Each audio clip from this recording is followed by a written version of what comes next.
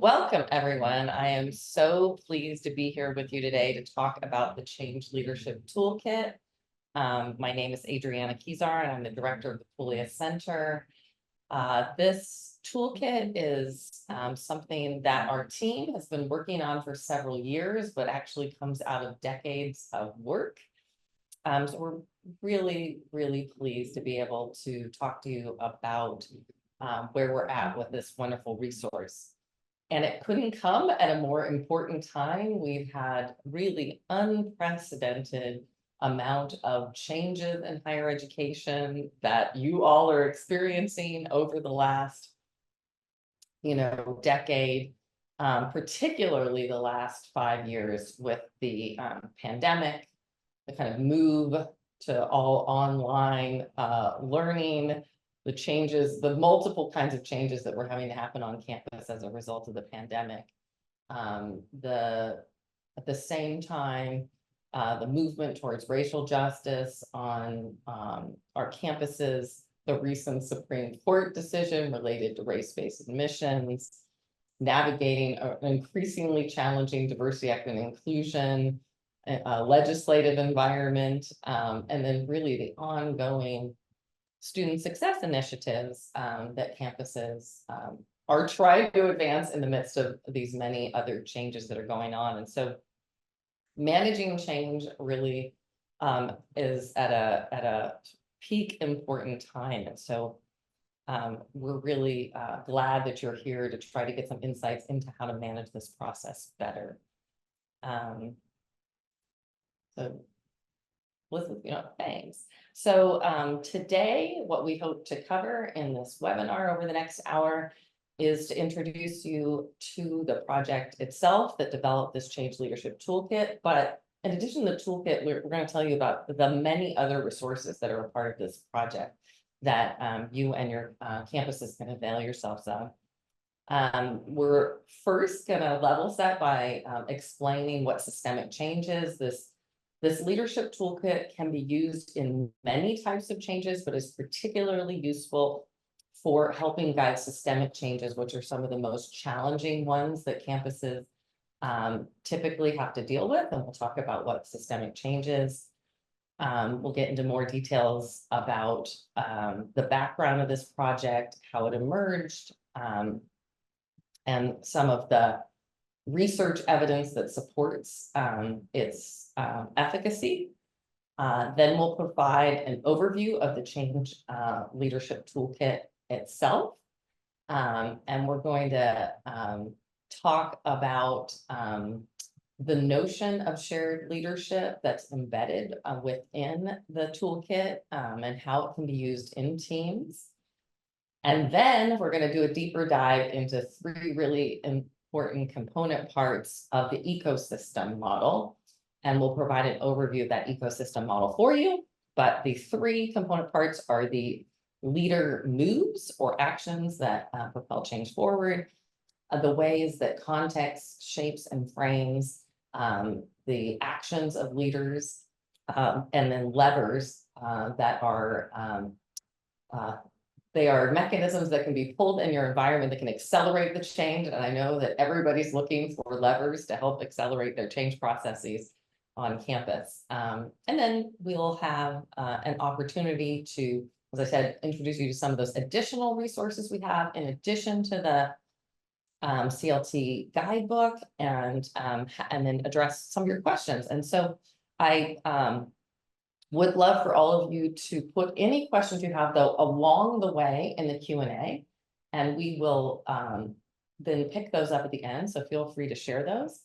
And in the chat, we would like you to put, we're going to do an activity in there, but any comments that you have that you just want to share with the group would be great to put in the chat. So we go on to the next slide. So our project team. So I am so happy to be here with 2 members of the project team. Susan Elrod, who's chancellor at Indiana University South Bend. Susan and I have been working together now for a couple decades, and we have partnered for a long time on exploring change processes in higher education.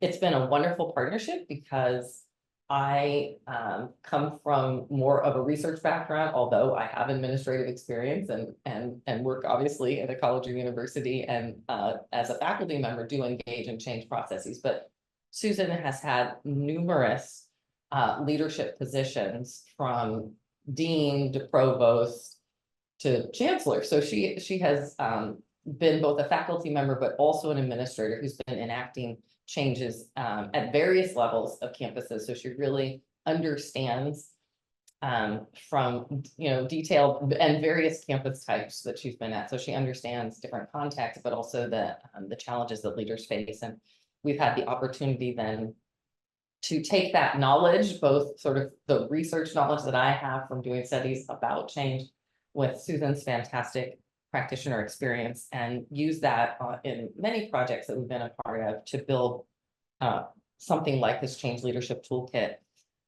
Elizabeth Holcomb is also here from our project team, and Elizabeth also brings many years of administrative experience, and like me also now is doing research on change leadership. And in fact, she's done a lot of work on shared leadership, which we're gonna talk about today. And then Angel Gonzalez is not here with us today, but we wanted to honor the work that he's done with us. He was a postdoctoral researcher with us. He's now a faculty member at Fresno State. And we're just so pleased that he continues to be connected with this work and contributed to the development of the CLT. On to the next. So we were hoping you could help us a little bit so we can tailor our comments and answer questions you might have by just telling us in the chat what brings you here today. What are you hoping to learn? That would help us as we, over the next hour, provide information to you. So just anybody who's willing to share just what brought you here today.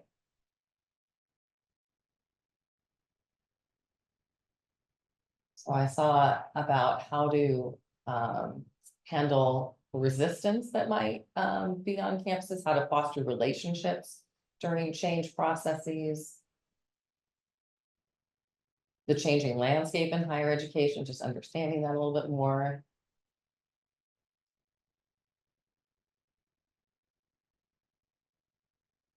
How to start and maintain change. We're going to talk a lot about that. Oh, this is an interesting question. What organizational designs work well for transformational versus organic change?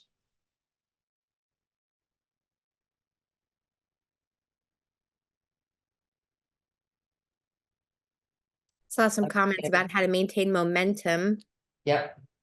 We're going to talk a lot about it. How to increase understanding across differences of power and values. We'll also talk about that. And again, for those of you here, just that you suddenly find yourself in a position to manage change, I think this is exactly where you want to be. How to motivate the community to change. We're going to address all of these today. This is great. Promoting inclusion during change. That's great. Well, thank you for those of you as you're sharing in the chat. Please continue to have those come in and we'll look at those so that we can address them in our comments.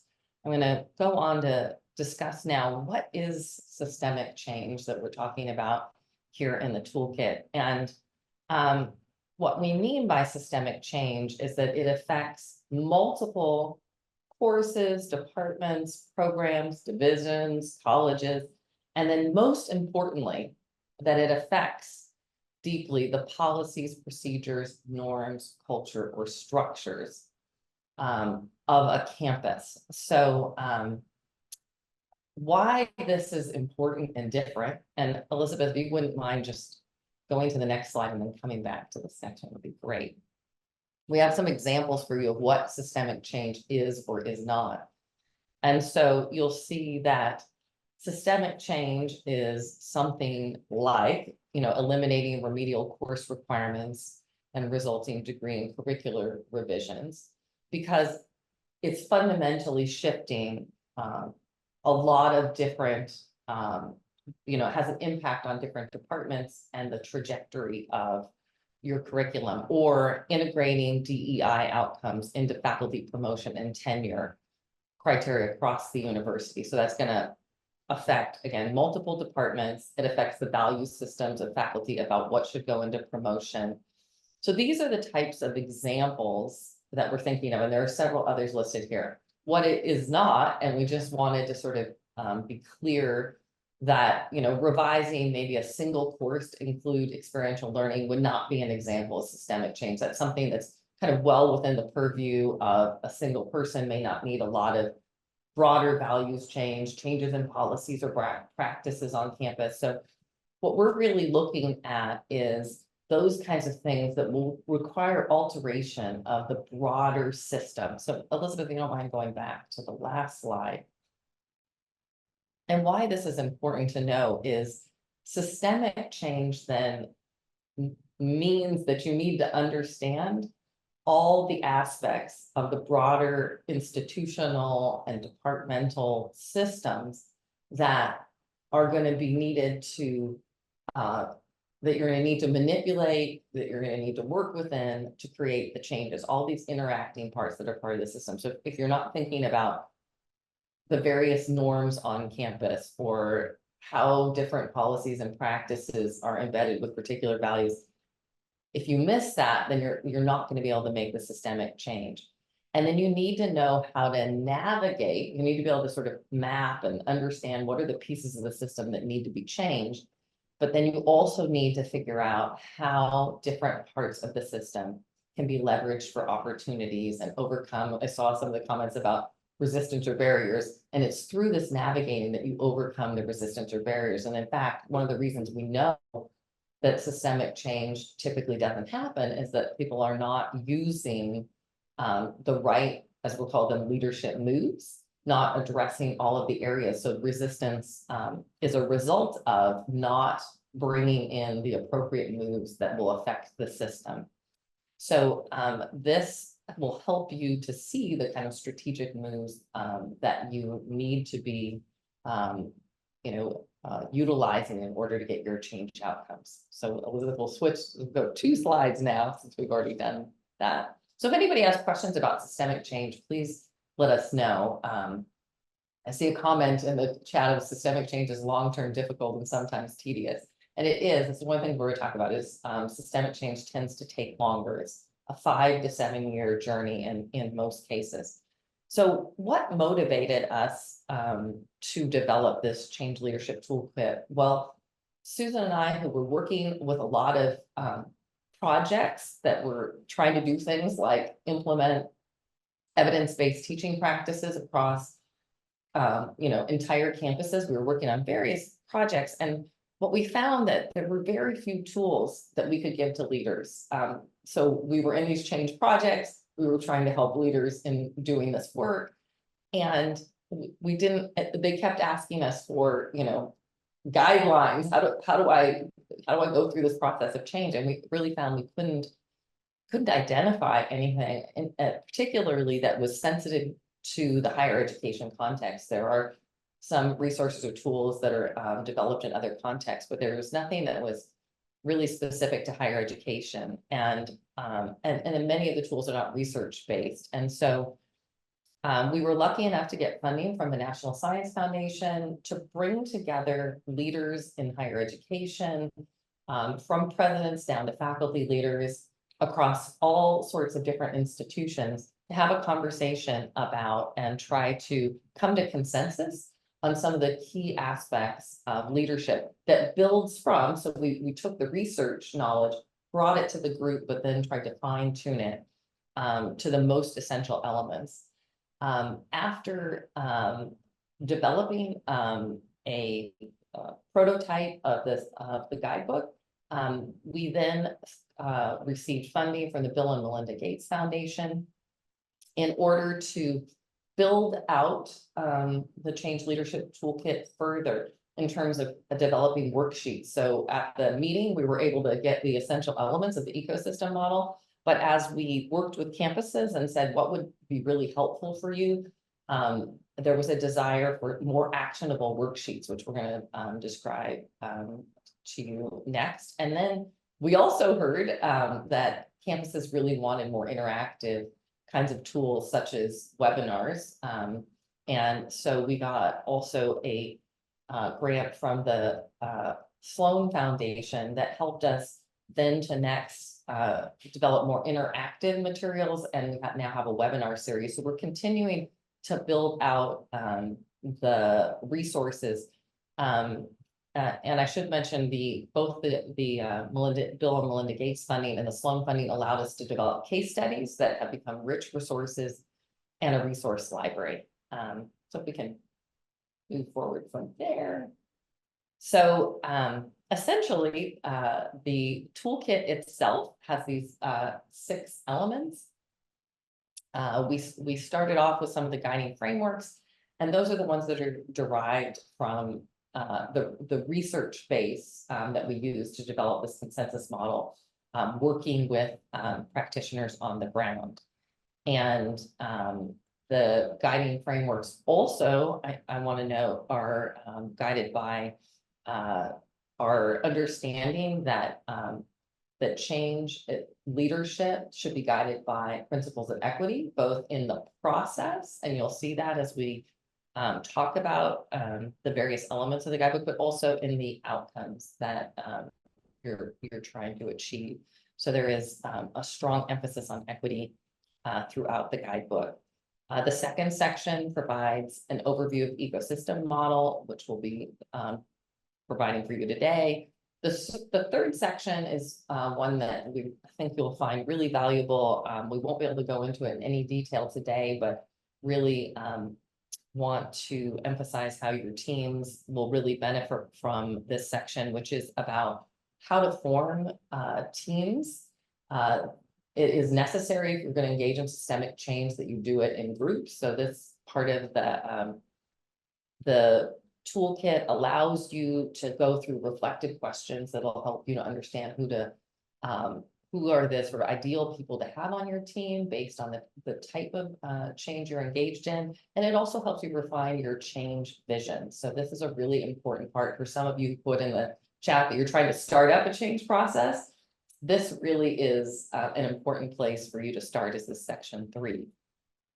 Section 4 are for those of you that may already be a little bit farther along in the process, and you've got your team, you have a really clear sort of vision of where you're going, and this helps you to develop then your strategy through 6 really important worksheets that Elizabeth is going to talk to you about next. Section 5 is our case studies that are a continuing library that we're growing of campuses that have engaged in systemic changes. They're all done, they've made it through to the other end, and we're able to capture and show how they use elements of the ecosystem model to create their change. We have them representing all different institutional types and a variety of types of leaders. So we have, presidential leaders, we have deans, mid-level leaders, department chairs, and we have faculty leaders. So it's a really important resource for those of you who are looking to see change leadership in action, understand it in the context of campuses. And then lastly, there's a resource library that helps you dig deeper into various facets of the toolkit. So that provides you an overview. I'm going to hand it over to Elizabeth, who's going to talk to you about why the CLT and what it can help you do. Thanks, Adriana. So the CLT, Adriana kind of mentioned some of the impetus behind why it was created, but we wanted to give you a little more information on what exactly it can help you do.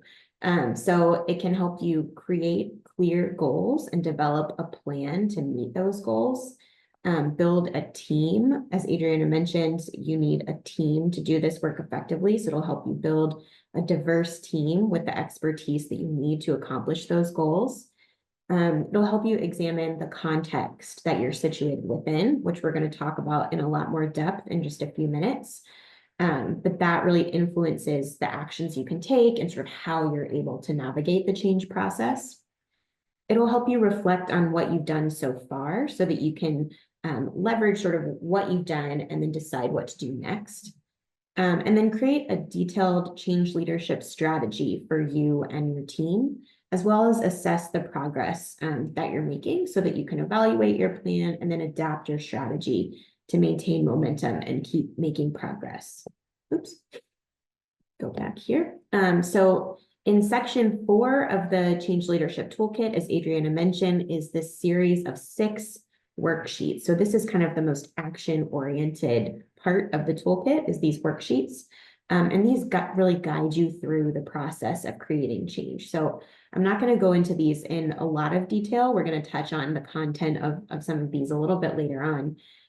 But they sort of start with walking you through your context, thinking about the context that you're situated in. The second worksheet, step 2, helps you look at levers, so opportunities that you can use to help accelerate the change process. Step 3 is that piece that helps you sort of take stock of what you've already done and think about what you still need to do. Step 4 helps you prioritize what you should be doing next and sort of in what order. And then step 5 is the biggest worksheet that really takes you through all the steps that you're going to take next, all the moves that you're going to make, who's going to do them, when they're going to happen, and how. And then step 6, the final worksheet, helps you assess what you've been doing, hold yourself and your team accountable, make adjustments when you need to, and then keep moving forward. So to really understand the resources in the Change Leadership Toolkit, it's also important to understand how we conceptualize leadership. So Adriana mentioned this, that we really think about leadership from a shared leadership perspective. We think about it sort of from a process-oriented perspective. So when we think about leadership, we're thinking beyond just the senior person at the top of the organizational hierarchy. So we think about it as a process of influence rather than an individual person. So a leader can be anybody with the ability to influence others. That can be students, faculty, administrators, staff, even community members. And then we also think about it as a collective process. So we've touched a little bit on this idea of leadership teams, right? So the type of complex change that we're talking about when we talk about systemic change is not something that any single person can do alone. It really requires a team of people working together. And these teams have to be formed intentionally to ensure that there is a diversity and a variety of different characteristics. So in addition to identity characteristics like race, gender, sexuality, socioeconomic status, we also need diversity in terms of professional characteristics like role, skill set, knowledge, experience, and background, so that you're making sure you're bringing the right mix of people to the table to accomplish the change that you're trying to make. And then the team size can really vary depending on sort of the scope of your change, as well as the size of your institution. And the CLT has resources in that section 3, the who and what, to help you think about how to form your team, what the right size is, and what that right mix of people is to accomplish the goals that you're trying to do. So again, systemic change is really a journey, and it's not a linear one. So Susan and Adriana conceptualized this river model of systemic change several years ago that many of you may be familiar with, that likens systemic change to a river with twists and turns, ebbs and flows and eddies that sometimes circle back around for a while before moving on to the next step. Sometimes you even have to get out of the river and walk back a few steps and start over again to get where you need to go. So this was another one of those sort of frameworks that grounded the development of the Change Leadership Toolkit, and that's really helpful to keep in mind as you start thinking about your process of change. And then we also mentioned that change takes time. So we account for this in the Change Leadership Toolkit as well. But even this planning piece takes time, right? Even just going through the worksheets and developing your plan, sort of assessing your context and thinking about what you've done, that itself takes time. So this is not a short-term process. This is not something that you're going to do in a day or a week or even a semester. And we laid this out to sort of help you think through and also maybe make the case to others at your institution who may be used to operating on a more sort of quick win timeline, that doing this work right takes time. So that was all sort of background on systemic change and the Change Leadership Toolkit. And now we're going to get into the real meat of the Change Leadership Toolkit, and that is the ecosystem model for leadership of systemic change. This is the model that we conceptualized from our research with change leaders that helps explain the systemic change process and underpins the CLT worksheets. So there's three main components of the ecosystem model. This left-hand piece of the graphic with the colorful circles are the leader moves. So these are the actions that leaders take to make change. The green triangle on the bottom is leadership context. This is the environment within which leaders are operating that shapes the moves they can make, so what they can do and how they can do it. And then finally, that long, thin gray bar is the change levers. So these are the opportunities that can be identified and leveraged to accelerate or enhance the change that you're trying to make. So Susan's going to talk in more detail about those three components in just a minute. But the model is really predicated on multiple leaders evaluating and being mindful of their context, making these moves together, and then pulling levers to sort of supercharge the change process. And then also built in are these evaluation and feedback loops. So you're constantly assessing how you're doing and making adjustments accordingly. So now I'll turn it over to Susan to talk about those components of the model in more detail. Susan is muted. Yep. There you go. Figured that out. Thanks, Adriana and Elizabeth. I'm so happy to be here with everyone today. This is really exciting work and work we know has already really resonated with so many campus leaders around the country, and excited to share it with more of you.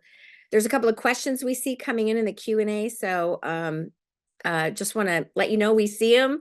The second question up there is about maintaining momentum and motivation for change, and we're going to talk a little bit more about how the resources do that. The first question, I'll ask Adriana and Elizabeth also to think a bit more, maybe a harder one to answer quickly, but anyway, so I'm going to get on with talking about those three components of the model in a little bit more detail, so you can see how we have unpacked that model and provide more resources for you to unpack it. So this is just I call it the flower diagram. This is the 8 categories of change leader moves that we deduced through the research that we did with leaders across the country. And you can see these categories are some obvious categories like creating a vision, developing a strategy, communicating effectively, but some others that we think are not always thought about when leaders are planning out a change process. And those are things like making deliberate moves to foster diversity, equity, and inclusion in your process. Really thinking about how you're leading people in teams. One of my favorite categories, engaging in advocacy and navigating politics. So many change processes get stuck in a political mess that they didn't anticipate. And so we've got some suggestions for how leaders can think about that in advance. This is about power and influence on your campuses or in your system or whatever the change landscape is that you're working in. We sometimes forget about communicating internally and externally, and so we have called that out as a specific set of leader moves. And sense making and learning is really important. Using data, constantly informing yourself, learning, adjusting along the way, and really being grounded in the evidence that you have for solving the problem and making the change that you are working on changing. And then the last, as we go around that circle, is thinking early about preparing for success over the long term. So many projects that Adriana and I have led in the country, we see leaders get stuck when they didn't anticipate a particular barrier that then caused the whole project to fall apart. Maybe it was a key governance approval by a committee, or the project was planned without thinking about the long-term implications for financial support. So you have a great pilot project, but it can't go anywhere because the funding model is unrealistic. So thinking about that in advance is important for change leaders to do. Each of these 8 move categories has a set of 6 to 12, what we call sub moves, that help leaders kind of unpack each of those move areas. So let's move on to the next slide. It will show just a quick example from one of our case studies of some of these moves and how they were used. So in this particular case study, it was a faculty leader who was promoting the use with a team of folks, and actually a National Science Foundation grant, to use evidence-based pedagogies to address achievement gaps in courses across the university. And so this leader used many moves, but just highlight 3 here. So in the leading people and teams category, emphasized the importance of diverse perspectives in teams and worked really hard to create teams, a diverse team among the project participants. Secondly, this is very clever, created a tagline for the project to quickly communicate the overall goal to people. So that would fall into that communicate effectively category. And then they used institutional data on student success metrics to inform and learn more about the change they were making. And that would then be sets of moves that were in the sense making and learning category. So next slide.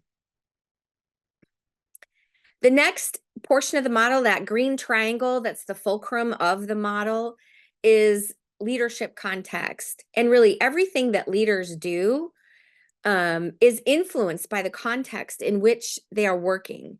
And so we have resources that help leaders unpack that context so that they can have a better understanding of what might be important for them to be in touch with. So we have 7 categories of context that we ask you to dive into. The first is institutional type. What kind of institution are you?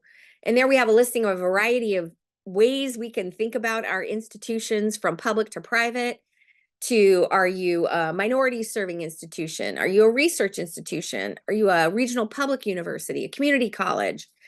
And so identifying what kind of institution you are is important, because it may signal how you operate as an institution, or what is important to people at your institution.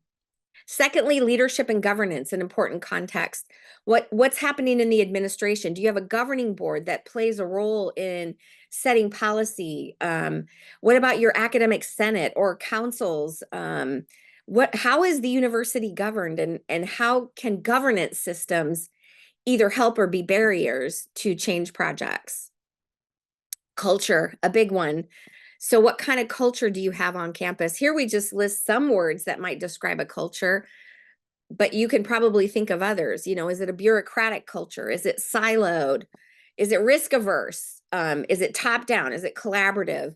So different ways that you can describe the culture. Again, that might give you some hints later on in the toolkit about the kinds of moves you might need to make. Politics, here's that one again. Budget processes, hidden agendas, influential skeptics or allies. Again, thinking about the power dynamics on your campus and in your project, that might help you, as you'll see, put some moves together to overcome or leverage some important political aspects. Human capital and capacity is another contextual area. Takes people to make things happen. And so here's some examples of ways you might think about how you could marshal people to help with the change project. Physical and financial resources, another important category. Things don't happen without money.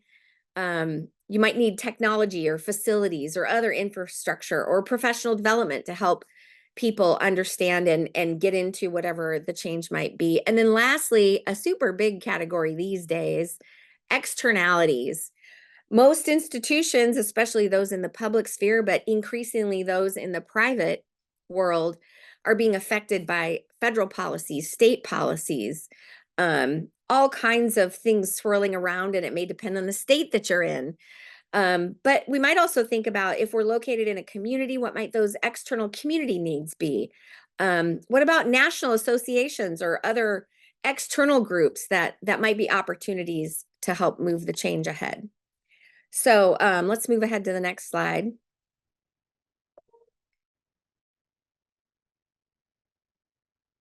So as I kind of alluded to throughout the description of those categories, these contexts can be barriers or challenges that that might that you want to be sure you're aware of. So for example, as I mentioned, institutional type shapes the mission and the culture and so many things about an institution.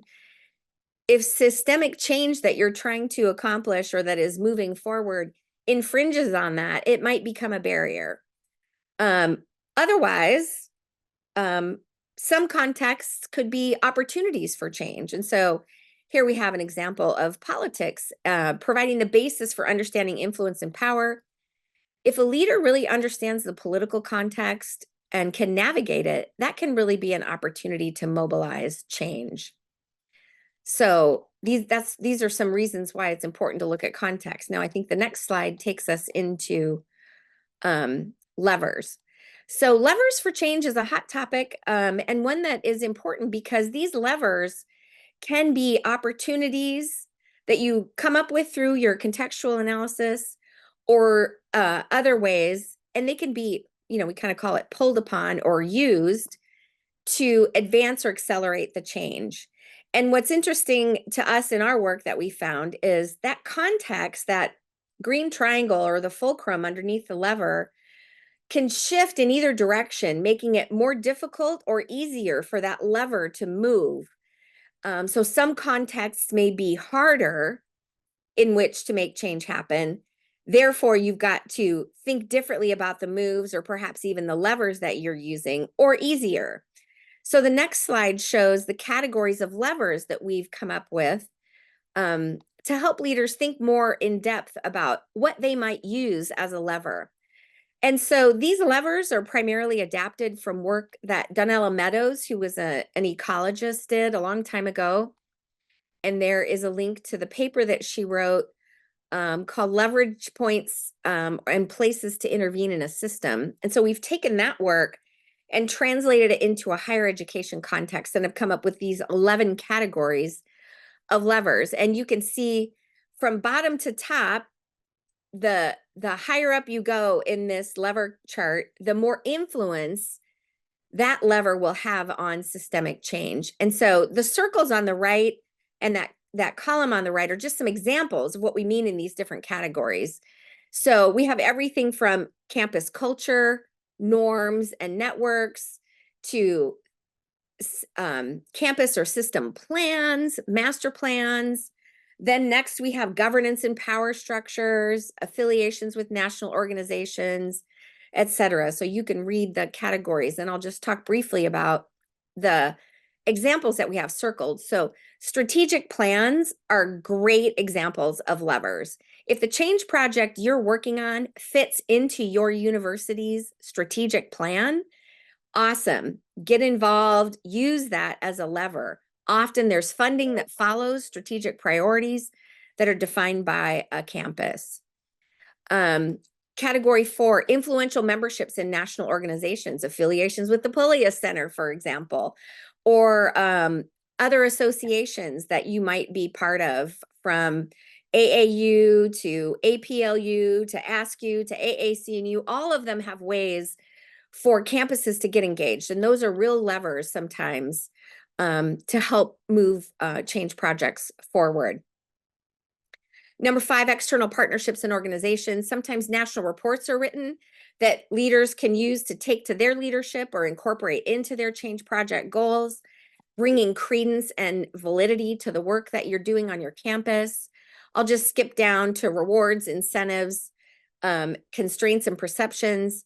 Often to motivate people to be part of a change effort, you can provide merit pay or other kinds of incentives that will get them involved, provide them with time, for example, to do the work.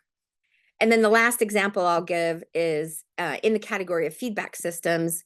And so this is really about using data, institutional research to inform. Sometimes insights are gained when you look at that data that can really provide aha moments that would move a project forward. So next, so what I just described were the 3 main components of the model. And so a little more detail into the kinds of avenues for exploration that we've identified. And then back to the worksheets, each worksheet takes you through those steps in much more detail. So as Elizabeth had just shown on the next slide, we mentioned that we have developed a series of case studies that illustrate how leaders have used the moves, the levers, the context in which they're operating. So you can see real live examples of how this all comes together to move change forward. So the QR code there will take you directly to those case study sites. You can also get to them from the main Change Leadership Toolkit website page. And I think the next slide then illustrates how all this comes together. So when we have people move through the resources of the Change Leadership Toolkit, here's just an example from one of our case studies. This was a dean implementing a system-wide policy to eliminate remedial math courses to better support low-income and racially minoritized students in STEM. And so the dean there, you can see a list of some of the change leader moves that he identified and used working within the particular context. So he worked hard to use reward systems that were part of his context. And of course, that system policy was in a very important context that was motivating the change. And then use the campus mission as a lever to move the group forward. And that resulted in new evidence-based non-remedial approaches to math education this was at California State University, Monterey Bay. So this is how it all comes together. And of course, when you go through our workshops and work further with us, you see how all of these pieces come together to help move change projects forward. So I think we're coming to near the end, and we can spend some time addressing some things in the chat and the questions.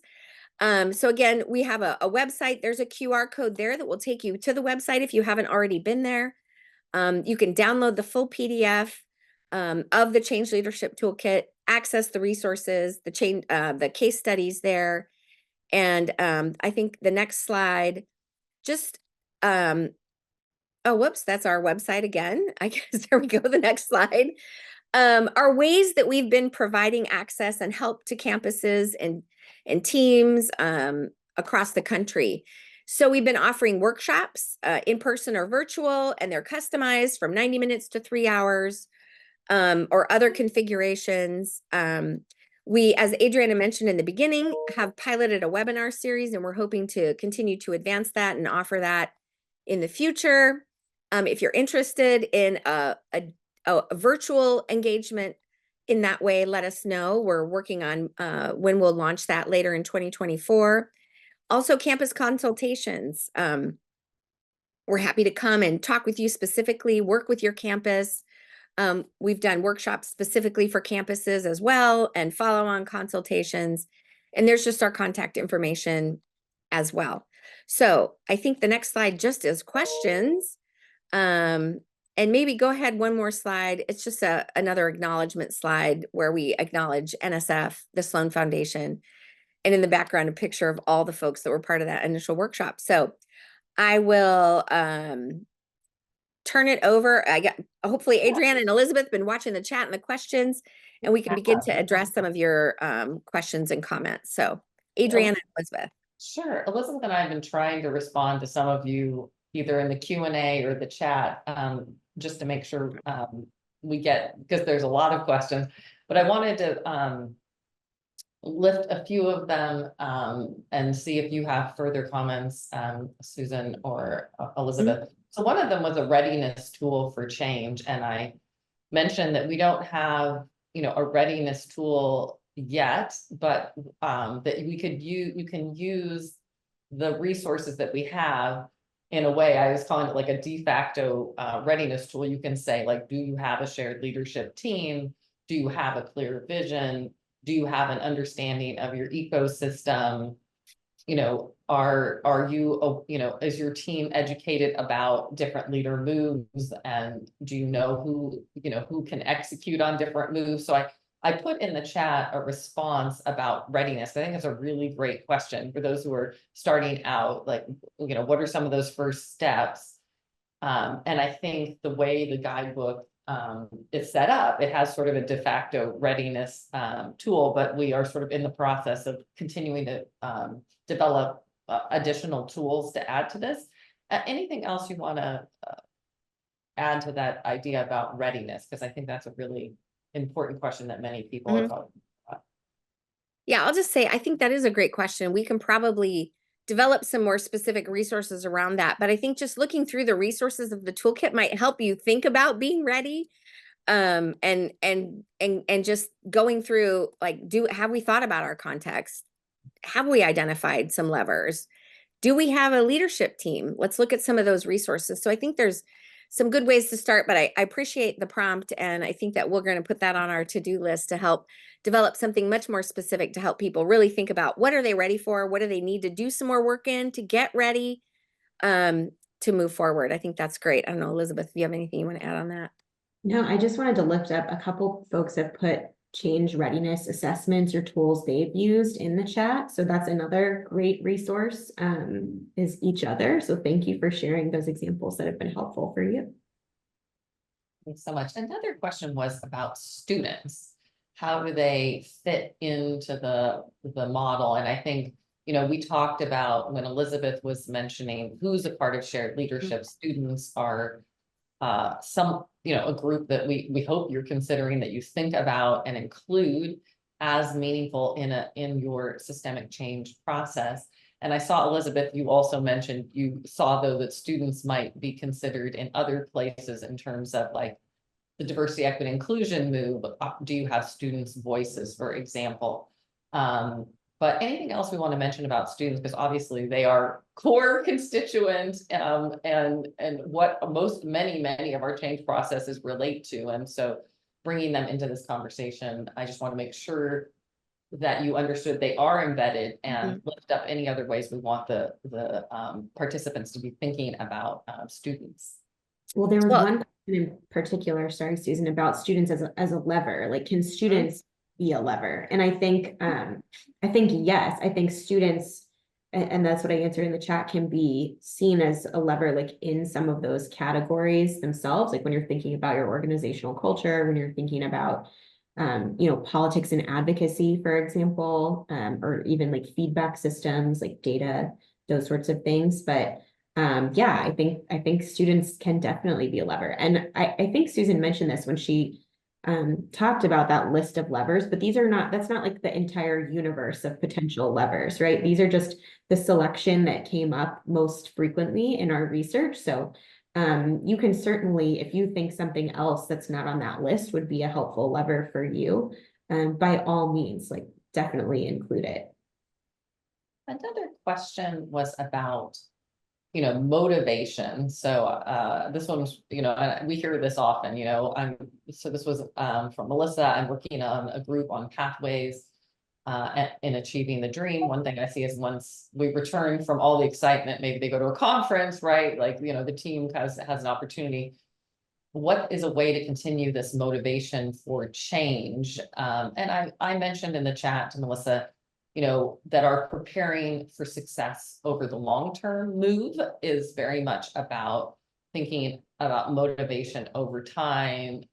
Also trying to make sure that people don't get burned out, especially those champions who are doing a heavy lift on the change process, often burn out. And I mentioned that also the communication move often is one where you can get people motivated by different leaders, talking about and inspiring people about the importance of this work. I've also found students, like having student panelists at presentations is very motivating to people when they can see the outcome of, if the work is related again to students. That's a very, very motivating part. And I've also found in my research that celebrating little wins, like little progress that you make and the ways that you celebrate it can help motivation. But anything else for Melissa and others who are thinking about motivational issues?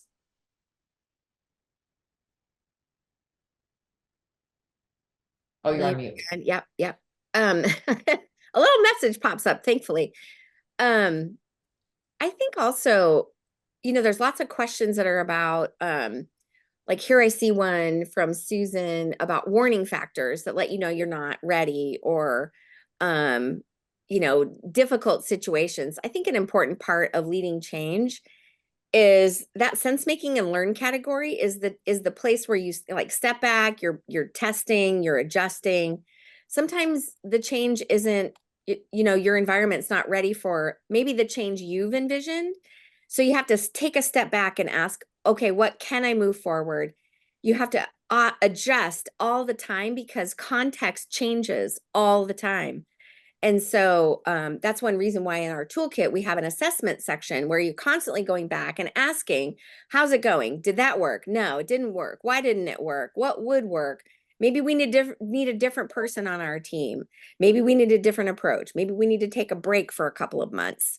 Maybe we need to wait for that new president or provost to come on board to see what they're going to, if they're going to help us with this, or if we're going to have to come up with a different political strategy that might help us navigate changes in leadership. I know there was a question too about changes in leadership and how do we navigate that. And I think there's ways that the toolkit can help you do that.